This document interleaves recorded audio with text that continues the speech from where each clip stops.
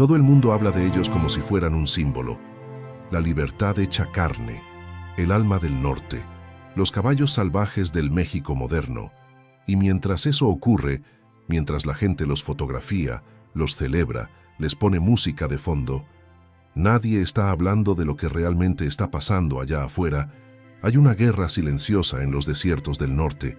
No tiene bandos claros, no tiene héroes evidentes, y lleva décadas avanzando sin que casi nadie la nombre con todas sus letras. Hoy vamos a nombrarla, porque los datos ya existen, los estudios ya existen, y cuando los pongas todos juntos, la imagen que aparece no es la que te vendieron.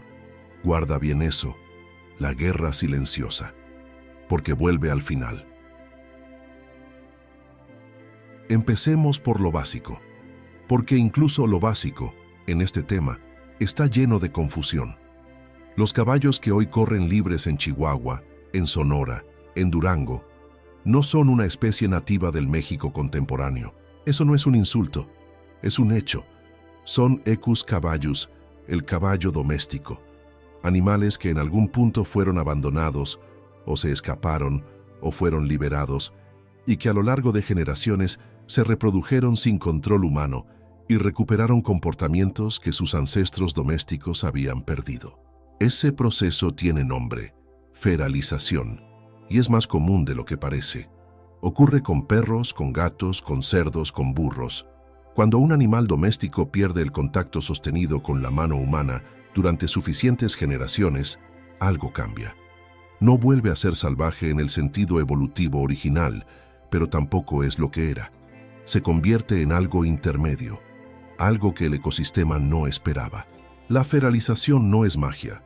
No es que el animal recuerde algo ancestral de manera mística, es que los comportamientos que fueron suprimidos por la domesticación, la vigilancia constante, los patrones de movimiento en grupo, la capacidad de orientarse en territorio amplio, vuelven a expresarse cuando la presión selectiva del entorno los favorece. Las manadas ferales desarrollan jerarquías sociales propias, territorios de pastoreo, rutas de agua. En una o dos generaciones, el comportamiento ya es irreconocible comparado con el de un caballo de establo. Ojo, eso no los convierte en salvajes en el sentido biológico estricto. Sus genes siguen siendo los de Equus caballus doméstico, pero su impacto sobre el ecosistema es el de un animal que actúa sin las restricciones que la domesticación imponía. Pero para entender eso, necesitas saber primero esto. Hay un error que casi todo el mundo comete con los caballos de América. Un error que parece pequeño, pero que cambia completamente la lectura de todo lo que viene después. Mucha gente cree que los caballos son ajenos a este continente, que llegaron con los españoles y punto, que antes de la conquista América no los conocía. Eso es simplemente falso. El caballo evolucionó aquí, en este continente. Los fósiles más antiguos del género Equus, el género que incluye al caballo moderno, se encontraron en América del Norte.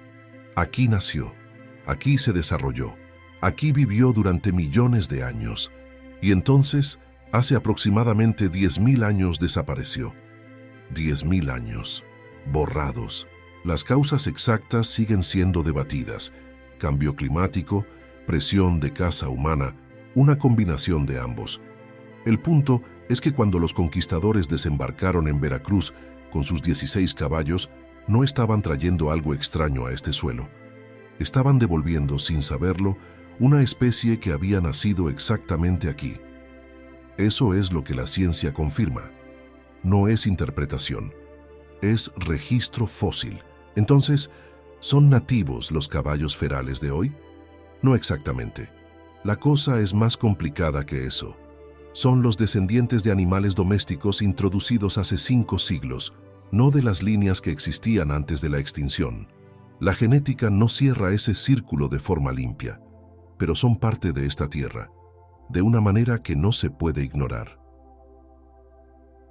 Y aquí es donde la historia se complica, porque el argumento cultural es real, no es invención. En el norte de México, los caballos ferales no son solo animales, son parte del imaginario colectivo de regiones enteras. Están entretejidos con la identidad del campo, con la historia de las haciendas, con la memoria de generaciones que vivieron a caballo. Hay comunidades donde la presencia de una manada en el horizonte no es un problema de gestión ambiental. Es algo que pertenece al paisaje de la misma forma en que pertenece la sierra o el río seco. Eso importa. Lo que siente la gente sobre su territorio importa. Y cualquier discusión que lo ignore está condenada a fallar desde el principio. La verdad es que en muchas comunidades del norte, ver una manada libre no genera la misma reacción que en una ciudad. No es algo que se mira desde afuera con curiosidad de turista.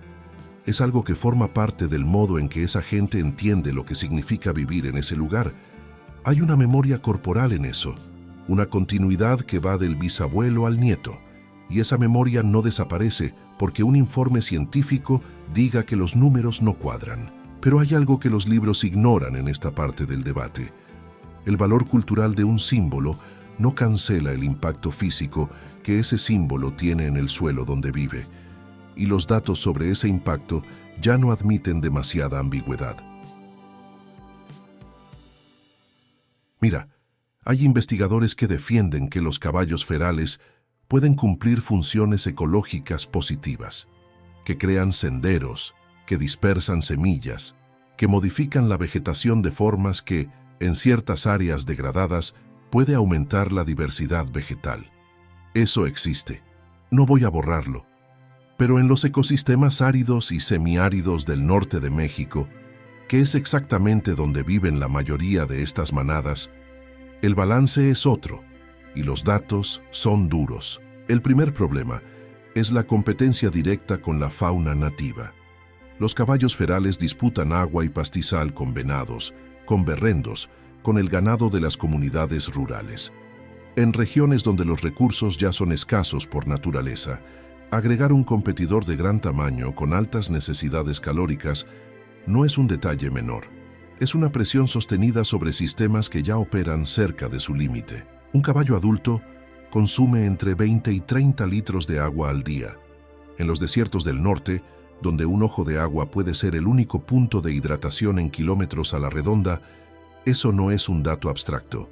Es la diferencia entre que un venado llegue a beber o no. El segundo problema es el sobrepastoreo. Las manadas grandes consumen vegetación a una velocidad que supera la capacidad de regeneración del ecosistema. La consecuencia no es solo que haya menos pasto. La consecuencia es erosión del suelo, desertificación acelerada, pérdida de cobertura vegetal que tarda décadas en recuperarse si es que se recupera. Ese tipo de daño acumulativo está reconocido en la gestión ambiental moderna como uno de los más difíciles de revertir. No pasa de golpe. Pasa en silencio, metro a metro, temporada a temporada. El tercer problema es más sutil y, a mi juicio, el más inquietante. Los caballos modernos no evolucionaron en los ecosistemas actuales del norte de México. No hay depredadores naturales significativos que regulen su población. No hay presiones estacionales que la contengan de forma efectiva. Eso significa que su presencia altera la composición de las plantas, afecta cadenas alimentarias completas y puede favorecer el establecimiento de especies invasoras que aprovechan los espacios que las manadas van abriendo. No es opinión, es el tipo de efecto en cascada que los ecólogos llevan décadas documentando en sistemas similares. Y entonces llegamos al punto central, porque todo lo anterior, la competencia, el sobrepastoreo, la alteración ecológica, sería manejable si la población fuera estable, si hubiera un equilibrio natural que actuara como límite. No lo hay. Los caballos ferales tienen una tasa reproductiva alta. Una yegua adulta puede producir una cría al año bajo condiciones favorables. La mortalidad natural en ausencia de depredadores es baja. Y la movilidad de las manadas es extraordinaria. Pueden recorrer decenas de kilómetros en un día, lo que hace imposible contenerlos con barreras físicas convencionales. El resultado matemático de esas tres variables, alta reproducción, baja mortalidad, alta movilidad, es crecimiento exponencial, no gradual, exponencial. En algunas regiones del norte de México, ese crecimiento ya está documentado y el ecosistema No tiene mecanismo propio para adaptarse a esa velocidad. Hay algo aquí que los libros de texto no explican bien. La libertad de una manada sin control no es un estado sostenible. Es la etapa previa a un colapso. Primero del ecosistema, después de la propia manada. Lo que sigue es lo que casi nadie menciona. El problema no está solo fuera del rancho. Está en el rancho. Las manadas ferales representan una presión económica directa y creciente para las comunidades rurales del norte. Daños a cercas, destrucción de cultivos, competencia directa con el ganado por pastizales que ya son escasos. Contaminación de fuentes de agua. En algunas zonas esto ya es descrito por los propios ganaderos como una guerra de desgaste, silenciosa, cotidiana, sin fin visible. Y este es el punto donde el símbolo cultural y la realidad del campo empiezan a chocar de frente. Porque la misma comunidad que siente orgullo genuino por esas manadas en el horizonte, esa misma comunidad está pagando el costo económico de su expansión sin control. A veces es la misma familia, a veces es el mismo rancho. Esa contradicción no tiene solución fácil, pero ignorarla no la hace desaparecer. ¿Sabes qué? Vale la pena mirar afuera por un momento porque México no está solo en esto. El debate sobre los caballos ferales existe con la misma intensidad en otros países. En Estados Unidos llevan décadas discutiendo qué hacer con los Mustangs. En Australia, los Brumbies generan conflictos que llegan al Parlamento. En ambos casos, el debate es estructuralmente idéntico. Símbolo cultural contra especie ecológicamente invasora. Y en ambos casos, la ciencia ha llegado a posiciones similares. No el exterminio. Eso no está sobre la mesa en ningún debate serio, tampoco la protección irrestricta, porque los datos ya demostraron que esa posición es ecológica y socialmente insostenible. Lo que la comunidad científica defiende, con más consenso del que el debate público suele mostrar, es el manejo controlado. Control poblacional con esterilización. Remoción selectiva en zonas críticas. Monitoreo continuo con datos reales, no con estimaciones. Integración de las comunidades locales en el diseño de las soluciones, con compensaciones económicas para quienes asumen el costo. Bueno, necesito ser más preciso aquí, porque manejo controlado es una frase que puede sonar muy diferente según quien la pronuncie. En la práctica, lo que proponen los equipos de investigación más serios no es una operación de control masivo manejada desde alguna oficina federal. Es un modelo que parte de la comunidad. Son los propios ganaderos, los ejidatarios, las comunidades que conocen ese territorio palmo a palmo, los que tienen que ser parte activa de cualquier solución. Sin eso, cualquier programa fracasa. La historia lo demuestra. Los programas que han funcionado mejor en contextos similares son los que combinan datos técnicos rigurosos con conocimiento local profundo. No uno o el otro, los dos. No es una solución emocionante. No tiene la fuerza de imagen de una manada corriendo libre, pero es lo único que funciona. Espera, porque hay algo más. Y este es el dato que destruye el mito de que proteger sin control es proteger. Si nada cambia, si las manadas siguen creciendo a la velocidad actual sin ningún tipo de intervención, el escenario más probable no es un norte de México lleno de caballos libres y praderas fértiles. El escenario más probable es el colapso. Primero colapsan los pastizales naturales. La vegetación no puede regenerarse al ritmo al que es consumida. Después colapsa la biodiversidad. Las especies que dependían de esa vegetación, aves, reptiles, insectos, mamíferos menores, pierden su hábitat. Y finalmente, cuando el ecosistema ya no puede sostenerlos, las propias manadas enfrentan hambre masiva, enfermedad y muerte. La libertad sin límite no es libertad, es la antesala del colapso. Eso es lo que la ciencia ya confirmó en sistemas similares.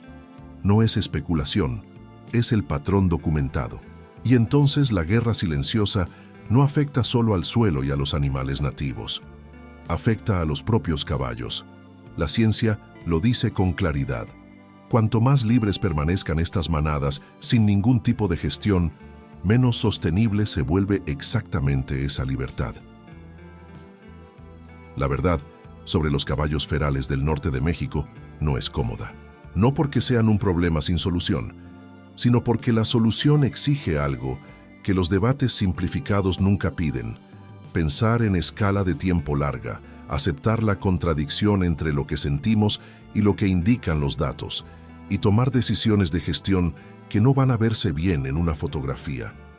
Personalmente, lo que me llama la atención de todo esto no es el dato ecológico, es lo que implica.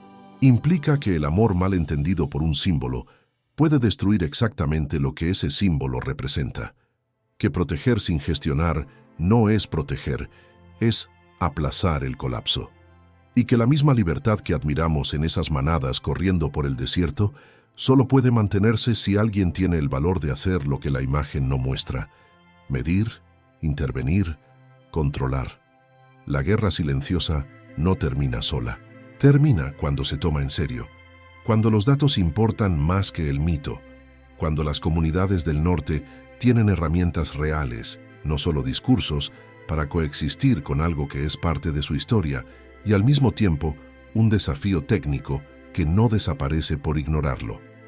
Hay algo que me parece revelador de cómo está funcionando este debate hoy. Los que se oponen a cualquier tipo de gestión hablan de los caballos ferales como si el tiempo no existiera, como si la foto de hoy fuera la foto de siempre. Pero los ecosistemas no funcionan así.